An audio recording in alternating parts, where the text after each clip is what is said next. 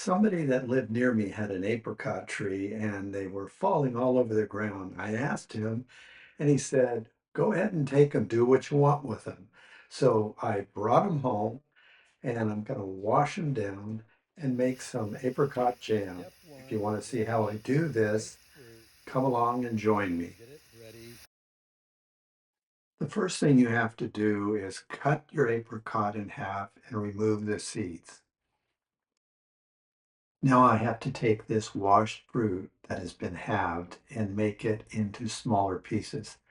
I've got to figure out a way to do this. So what I'm going to do now, the recipe calls for 2 pounds of apricots, 2 tablespoons of lemon juice, and a cup and a half of sugar.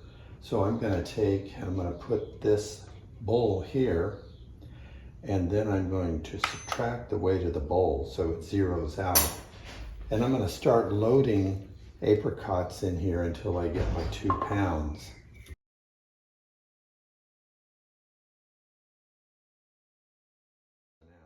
So that's good enough for this part of the recipe. Now I'm going to take these 2 pounds of apricots and chop them up using this little hand chopper. See how this goes.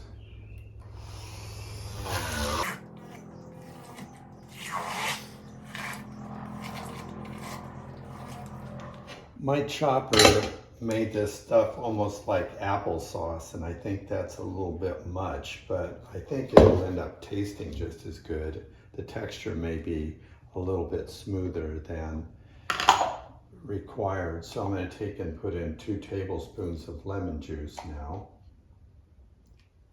And once I have that in, it says to dump in the sugar and let it pull the juices out. But since I already kind of mixed it around and chopped it up, the juices are going to come out. So I'll go ahead and mix this a little bit, the sugar into here. And we're supposed to leave this set for 10 minutes. So I'll just go ahead and leave that set for 10 minutes, and then we'll come back to it in a little bit and see what we've got. Then we can begin heating it up. Well, now I have these 2 large pots with the sugar, lemon, and apricots all pureed together. They're supposed to be chopped.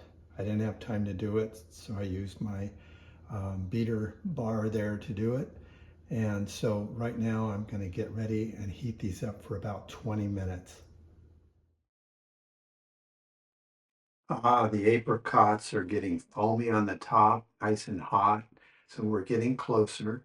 We have to keep doing this until we can drip onto a plate from the freezer and have it kind of scab up as you bump it.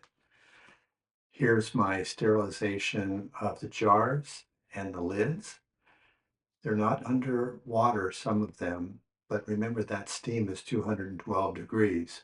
I have these little silicone grabbers, and I'm going to use them to grab the jars, flip them upside down again, or right side up, and put them on the metal foil. And I cut a milk carton in half, and I made a funnel and a funnel holder. And in case you're wondering, I sterilized this with a 50-50 mixture of water and bleach and rinsed it out. Don't forget to sterilize any tools you plan to use. No bacteria on anything. This has now been boiling about 40 minutes. I don't know what happened to the 20 minutes they talked about. I take a drip of this and put it on a freezed plate or frozen plate, and it's supposed to crack when I push the little puddle. That hasn't happened yet, so I continue to heat. I know you can buy one of these, but this milk carton funnel works great. It has a handle, and you can see I can position it right over a jar, move to the next jar, and ladle it in, and it falls straight in, and I can control everything with no mess. Here's the whole operation. I have my jars and lids sterilizing, my jam still heating, and the first batch of jam totally covered under liquid. Make sure these lids are loose. If they're tight, they could explode. timer's on for 10 minutes and they will be removed and replaced with another batch. So there's a special tool that I don't have to lift these hot containers out, but I've been using these channel locks, and I grab the lid and lift vertically, put this underneath and set it down, and then as quickly as I can get these out, I will screw the caps tight. They will cool and suck in the lid and make an airtight seal. Well, I ended up with 18 pints of this apricot jam. It was a lot of work between cutting them up and chopping them and boiling them and sterilizing everything. I probably put about 6 hours into it. It's a lot of fun though.